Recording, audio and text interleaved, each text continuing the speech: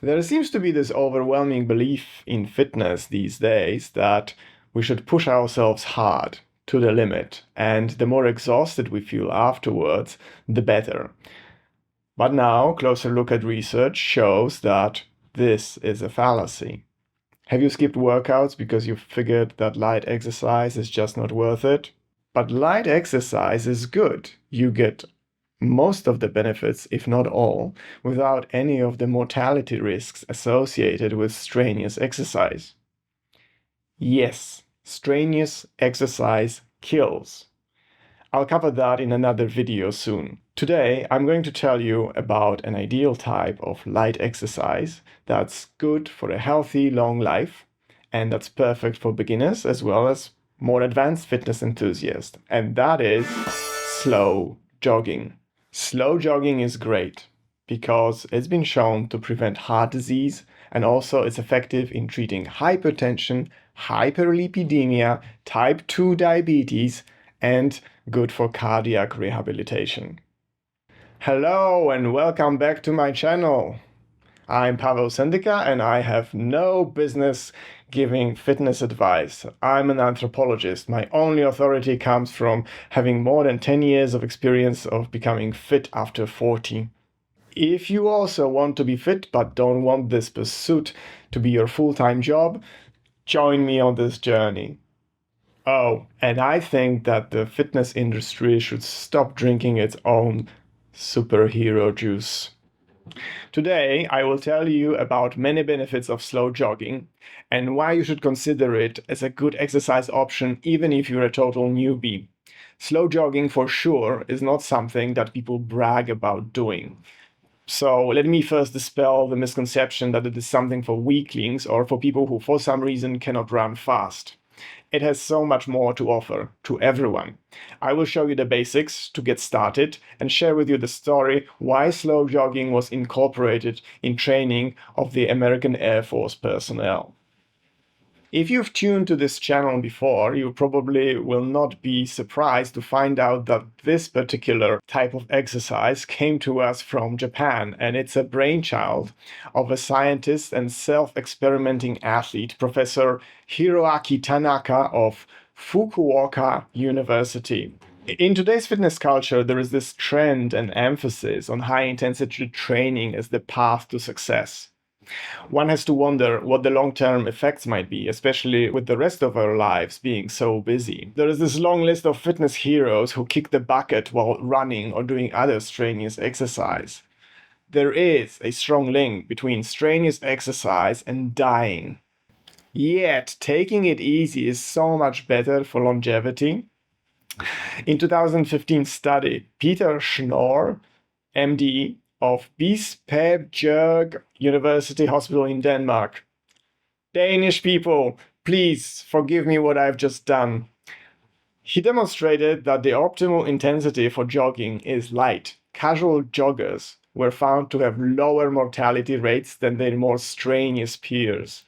I must say that when I first heard about slow jogging, it immediately appealed to me, because it's in line with my own DSY philosophy of fitness.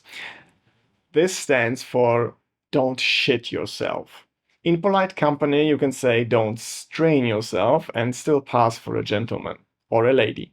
I'll do an entire episode soon on why you shouldn't strain yourself while training. This moderate approach is actually much healthier for you than the give it your all model that the fitness industry seems to be brainwashing us to pursue. Now, here is why you should do slow jogging. Since everyone wants to burn fat, I'm going to get on that bandwagon and promise you that slow jogging is going to burn lots of fat. Surprisingly, it's actually true. It's the low intensity exercise that burns more fat than the higher intensity ones. Articles give different figures, but 50 to 70% of your maximum heart rate, that's where you burn the most fat. Now, just a caveat here with fat loss. If you want a sustainable weight loss, A safe but effective target is to burn an extra 300 calories a day. For somebody who weighs 200 pounds, that's equivalent to a daily walk of about 4 miles. Now, slow jogging increases your energy expenditure and helps you burn more fat, up to twice the calories when walking. So just a 2.5 mile jog is going to burn the same 300 calories.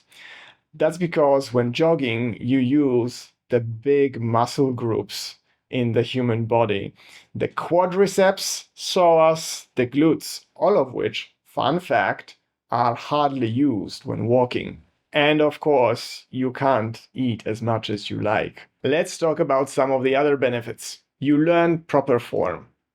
When you run slower, you have more time and attention to focus on what you're doing, on having a proper technique that is crucial to improving your overall running efficiency. You take these experiences with you when you want to move to faster speeds. That's why the American Air Force has adopted this technique.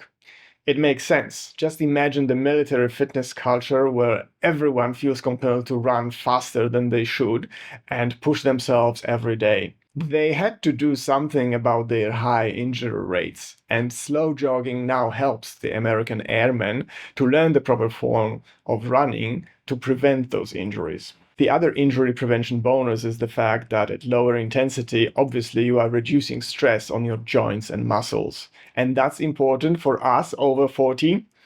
Personal story here, when I was in my 20s, I messed up my knees pretty bad, and to the fact where I was recommended for a knee surgery, which I escaped the knife because I heard all the horrible stories of knee surgeries that went wrong at the time, and I went on a separate healing path of my own, which is another story.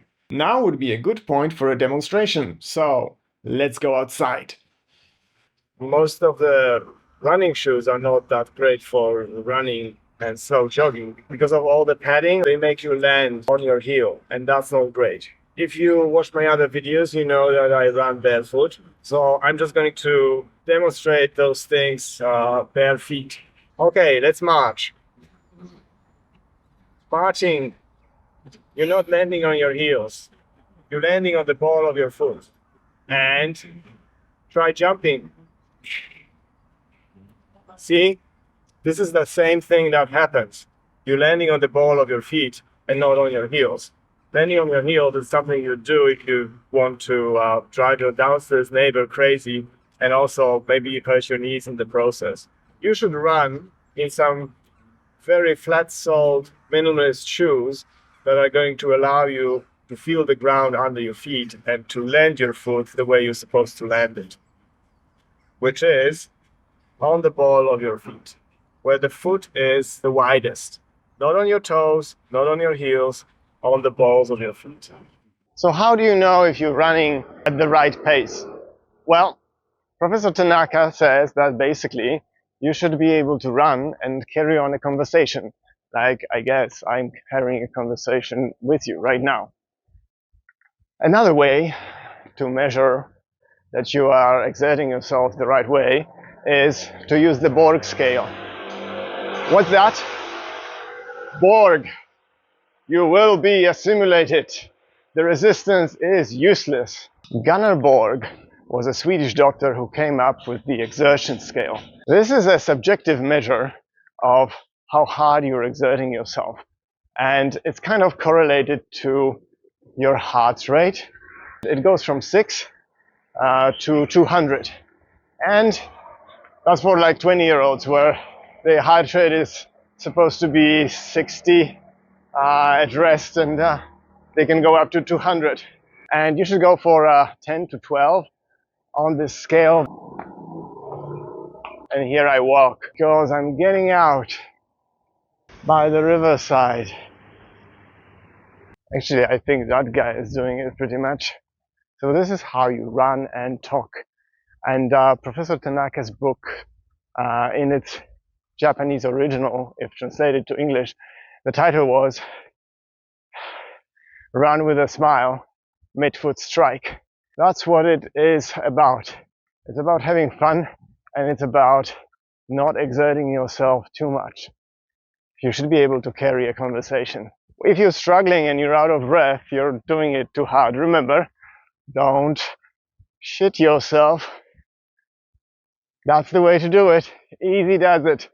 Now remember to keep a nice straight posture. Don't run hunch over. Pretend like there is a line going from your head to your feet and that it's a straight line.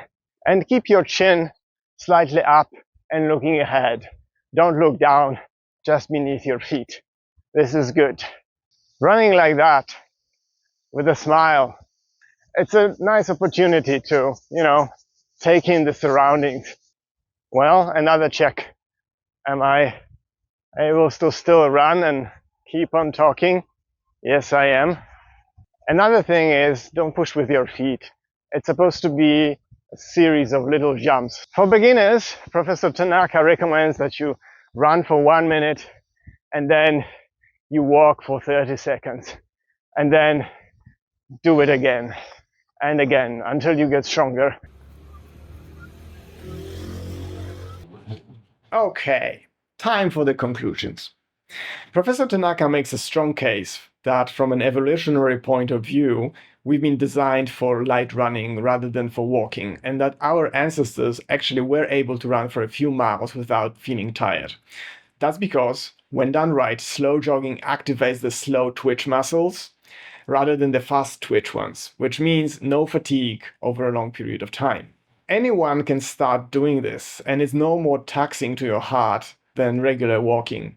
You may be overtaken by walkers at first and get jeered by fast runners, but the hell with them. Don't let it discourage you. You are starting on your own journey here. You are much more likely to achieve your own goals when jogging at whatever speed, ultra slow may it be, than sitting on the couch.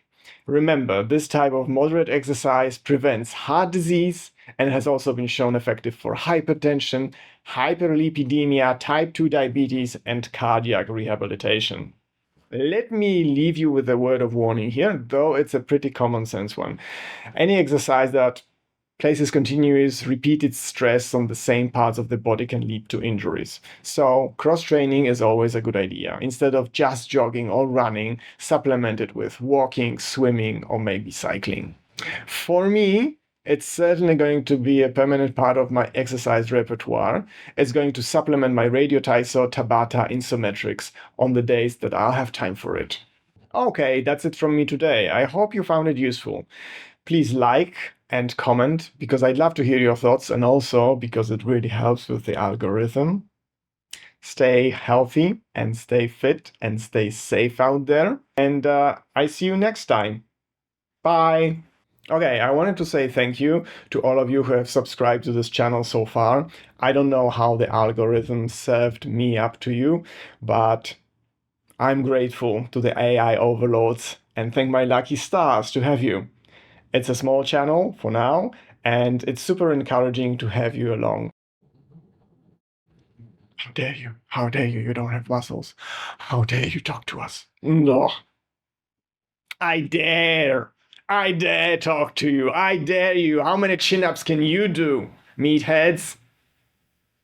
I can do 7 without, seriously trying or shitting myself. How many can you do? Huh? Huh?